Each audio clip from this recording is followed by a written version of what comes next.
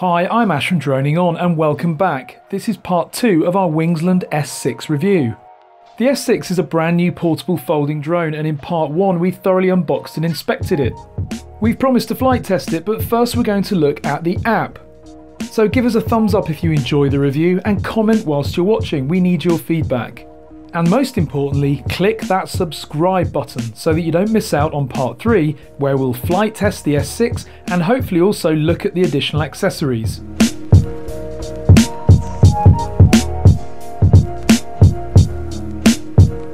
So the first thing to do is get the Wingsland Fly app onto our phone. I'm using an Android phone here. There's an app available for both platforms, Android and iOS. There isn't one available for Windows Mobile, if anyone is still using that. The only downside at the moment is that the apps are not available on either of the app stores for neither Apple nor Android. Therefore, you must download the app from the Wingsland support website.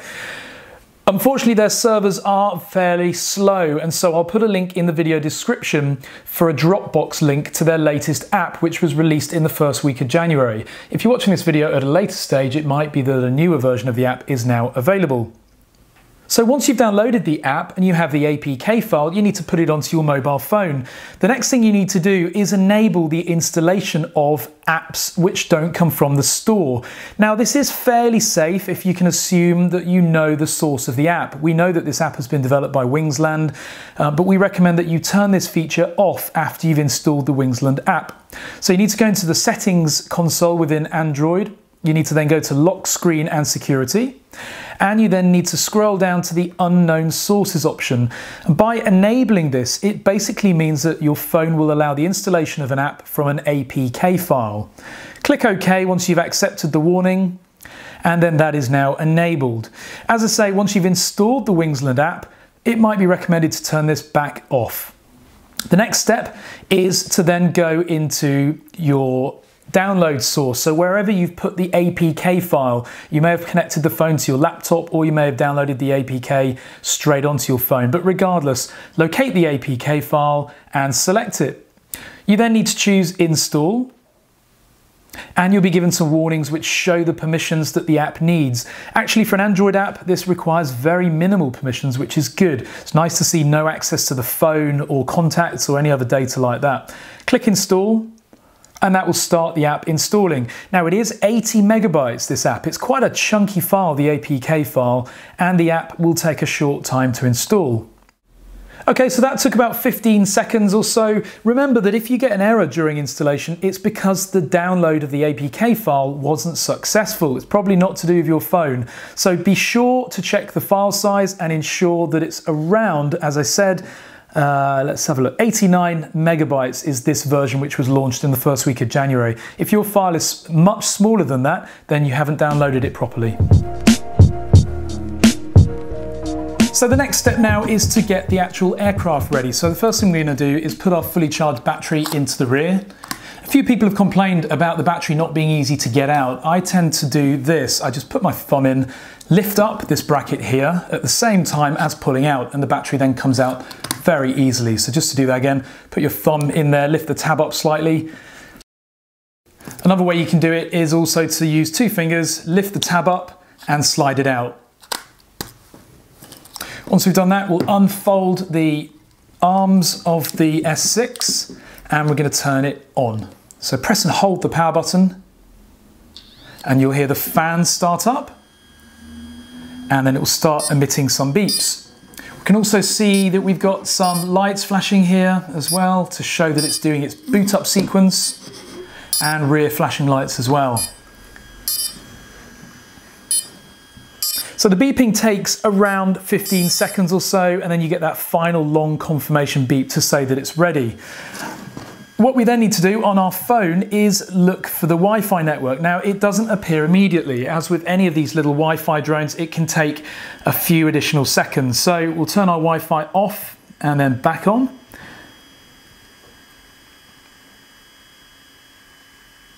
And we can now see that we've got the Wingsland S6 Air SSID. So press that to connect to it. The default password is 12345678. Hit connect.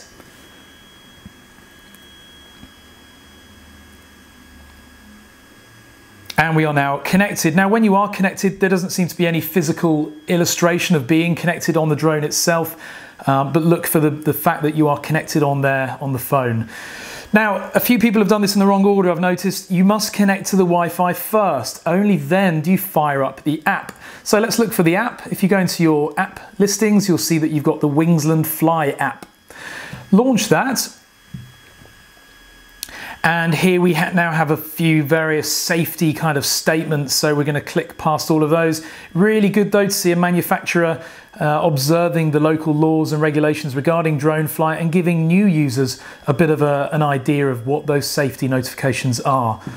Click OK. We've got to accept the whole disclaimer and product safety, so that's really nice, really competent of them. Now, first of all, you'll see here we've got a firmware update available, which is really good. It does it all that automatically. There's no having to connect the drone to the laptop via USB. It's all done wirelessly via the app, which is brilliant, and I applaud Wingsland for doing that. And Argafly, take note, this is how you guys should be doing firmware updates as well. So we click that yes to upgrade, and we're then shown all of the current versions of the firmware. So you can see we've got 5 components here: app, flight control, optical sensor, Wi-Fi and camera. Really nice that each of these has individually controlled firmware and that they're all updatable. So I'm going to click upgrade on the flight controller, and that will commence the firmware update. Now remember that this is all done over Wi-Fi, directly connected to the drone. For that reason, it's really important during a firmware update that you do not disconnect Wi-Fi on your phone or turn the drone off. Just leave it now. As another precaution, what I do as well during any type of firmware updates like this is disable data on your mobile phone so that you don't get any incoming notifications or any interruptions which might break this firmware upgrade. So we're at 100% now. We're told that it's been successful. Confirm to exit the app and restart the aircraft. So we're going to click yes. It closes the app. The drone stops beeping and we can now power it down. There we go. So it's now turned off. I'm going to leave it just for a few seconds and then turn it back on by pressing and holding. Okay. The drone will now go through its startup process again, and we get the beeping as per before and the lights flashing.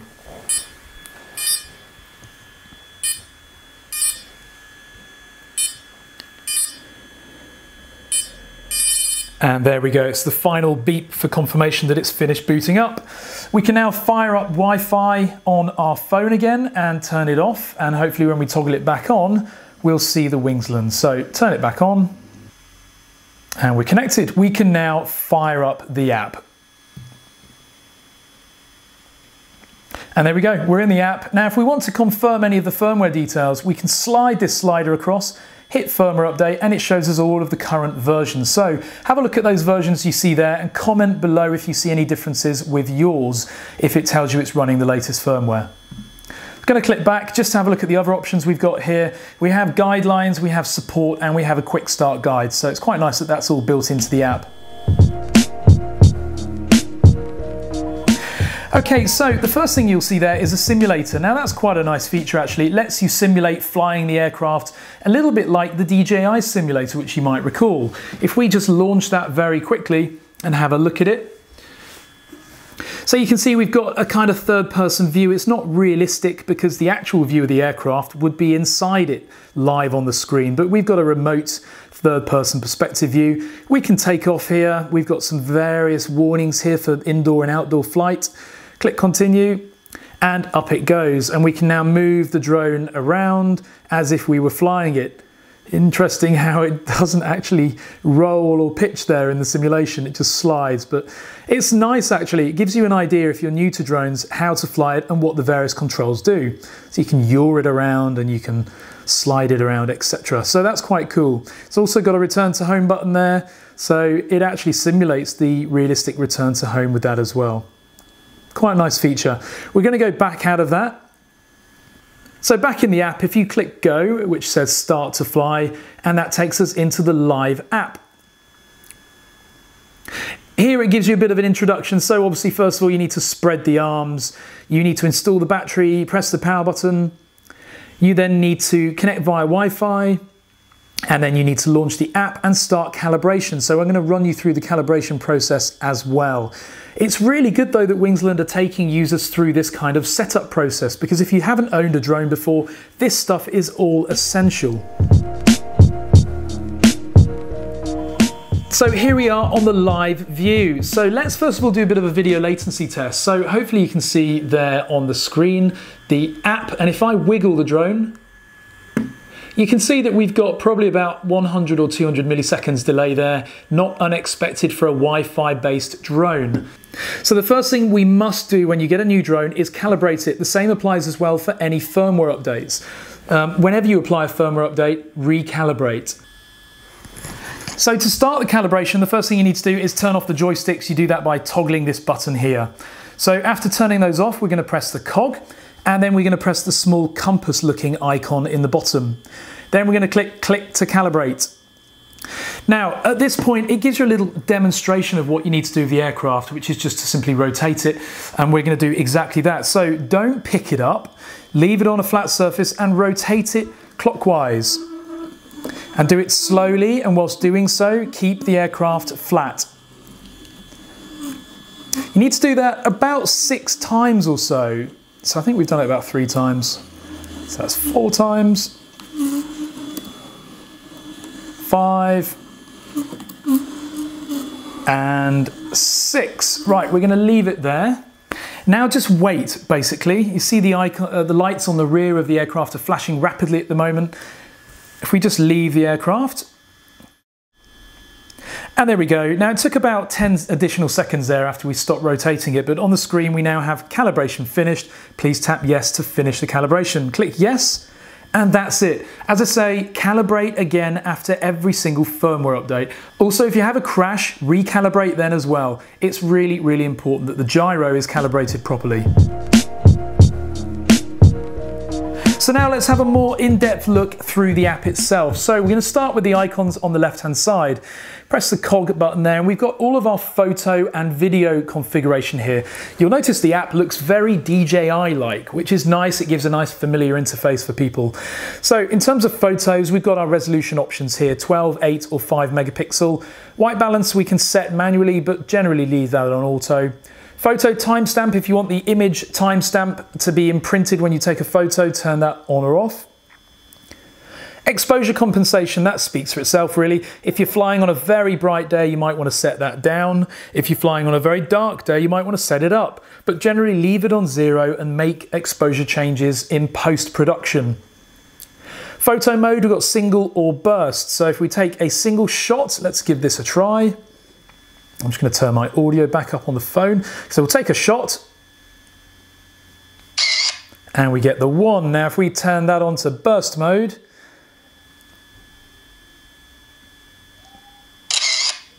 after shooting with burst mode, 6 photos were written to the SD card. So we're going to put that back on single shot. And finally, digital visual effects. Now you've got some effects here. I wouldn't really bother with these. Again, do any manipulation like that in post-production. So under video, we've now got our video resolution options. We've got 1080p at 60 frames per second, which is really, really good.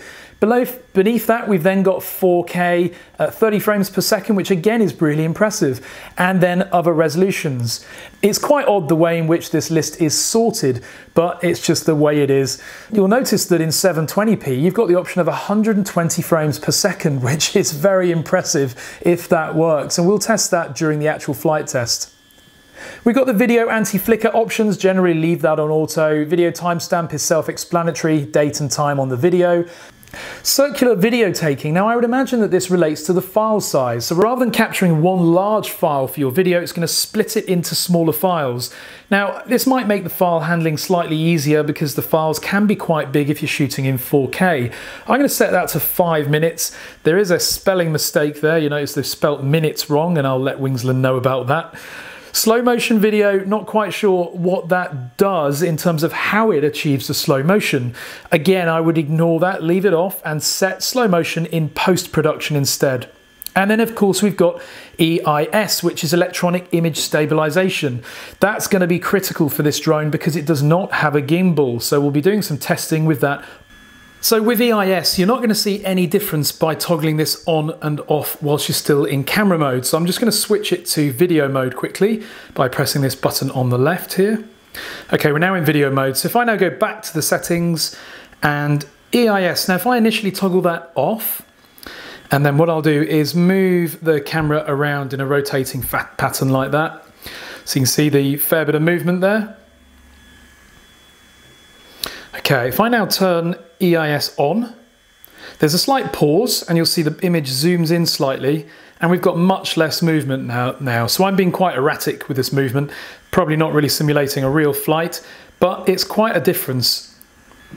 So what I'll do now is I'll actually record some video with and without EIS doing the same movement there, and I'll then put them side by side. So if you can see on the left hand side, we've got the version without stabilization. And on the right hand side, we've got the version with stabilization. So EIS can only go so far to stabilize imagery. It's never going to be perfect because you're going to essentially lose parts of the image when you apply EIS. The way it achieves the EIS is by zooming in that image so that it can move the image around and pan and scan to try to remove the movement as best as it can. So overall though, the EIS seems to be working pretty well. It might be nice on future versions of the app to find different levels of EIS. So how about Wingsland? If we're flying on a still day, we'd set EIS to low, whereas if we're flying on a blustery windy day where the S6 is having to give lots of corrective movement, we can set EIS to level maximum, for example. The next icon down is to choose between video or photo mode. So now we're on video mode, and if I press it again, it toggles back to timer mode, and then we've got photo mode. So just to check how timer mode works, if I capture a photo, I've hit record, it looks like it's giving a bit of a countdown. Yep, okay, so it gave a countdown there, but without actually showing a countdown. So I'm not quite sure how you would know that it's about to take the photo. There's certainly no indication on the front of the S6 as well. It might be nice perhaps if the lights blinked to show that it was about to take the photo. So the next one down is flash. Interestingly, it does nothing when I press it, and I'm not able to toggle it on or off. If I do press it and then take a photo, the flash on the front of the device doesn't actually go off, so I wonder if that feature is enabled yet. And then finally on the left we've got the return to home button. Of course it's not going to do anything yet because we've not taken off, but we'll check that out during the flight test. And then finally in the bottom left hand corner you've got a little compass icon so that when we're flying, I'm guessing you can see which way it's pointing. Hopefully it has some sort of a home direction so you know which way you need to fly it back to you. But then remember that this is a Wi-Fi drone, so you're not really going to be able to fly it far enough away from you that you lose it. In the top right hand corner we've got a cog. Now this is all of the setup. We've got beginners mode, standard mode. These can't be toggled on and off yet, and I think they will probably come at a later date. We've got course lock mode. Now these are only usable when the aircraft is actually off the ground, and we'll test those during the flight test. Next one down, we've got motion sensitivity. Now that's basically gyro mode. So during motion sensitivity mode, you put your phone flat like this, and then you press and hold this. And whilst you're pressing and hold it, tilt your phone and the drone will respond to it. Let go of the button there and it will ignore the phone movements. And then of course you've got your altitude and your yaw settings as well. So I like the way that they've got this button that you have to press first before the tilt mode works. Next one down, turn off our virtual joysticks, open the menu again, and we'll turn off motion sensitivity mode and instead select virtual joystick mode. So basically you can toggle between all of these in this screen here to choose your desired control method. We're going to go in mode 2 because clever pilots fly in mode 2. That's controversial. Okay, next one down, we've got joystick sensitivity. So it looks like it defaults to high. That might be a bit too much for most, but we can't actually change it at the moment, interestingly. Flight speed is forced to low as well. We can't alter that either. Remember that this app is still in development. I think they'll unlock some of these features at a later time. And then we've got options for auto return to home, but this is also greyed out at the moment. I'd prefer them to grey out these options than to have them enabled and not work. So good on Wingsland for not just providing an app that's full of defects and bugs. We look forward to testing these additional features in the future. And then finally, as we saw before, we've got the calibration. Now on the right hand side you've got the ability to hide and display the joysticks. Without the joysticks you can't really do anything, so basically enabling the joysticks gets you ready to fly. The next option down is the intelligent flight mode settings. So we've got follow me and we've got round point. Obviously these are only going to work when the drone is actually in flight. Follow me is quite self-explanatory. The drone will follow you or follow the phone. Round point is a little bit like the orbit mode of the Mavic and the Phantoms. You set a point and the little Wingsland S6 will fly around that point. Quite cool, and we'll test to see if that works in the flight test. And then finally we've got the accessory options. Now we've not got these accessories fitted to the drone today, but great news, Wingsland are sending us the 3 accessories so that we can test them in the next few weeks, and these options here let you enable them. And very finally, top and the bottom. So along the top we've got the various flight modes, a quick selection for them there. We've got how many satellites we're locked onto. Of course we're indoors at the moment, so we're not locked onto any. We've then got signal. I think that's probably Wi-Fi signal strength between me and the drone, and obviously that's full. And then we've got battery at the top, which at the moment is 100%. The battery's fully charged, and of course it should show that. At the bottom of the screen we've got H for height, we've got HS, which is probably horizontal speed, and then VS, which is vertical speed, so how fast you're going up and down, and then finally D, which I would imagine is distance, so how far away the quadcopter is from the smart device or from you. So that's the end of part 2. In general, it's a nice intuitive app, and hopefully future releases will unlock some additional features. We had hoped to bring you the flight test in this part, but unfortunately we only had 1 battery and we had some issues with it. New batteries are en route, as well as the additional accessories, which we will test. Good news today as well from Wingsland is that a new firmware is imminently about to be released. Therefore we'll perform our flight test using that firmware. Keep a lookout, subscribe to the channel and comment below with your thoughts, and look out for part 3. Thank you very much for watching.